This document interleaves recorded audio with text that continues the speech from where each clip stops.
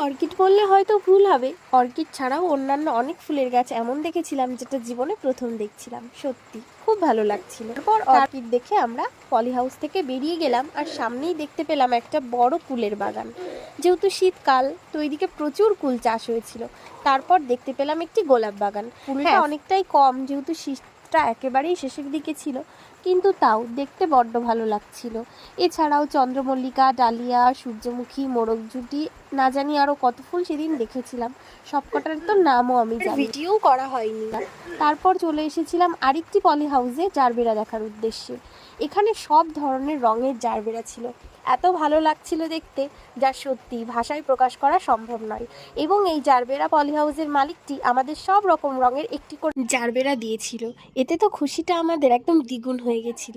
তারপর আনন্দের সাথেই একগুচ্ছ ফুল নিয়ে আমরা বাড়িতে ফিরে এলাম। তো ভিডিওটা কেমন লাগলো অবশ্যই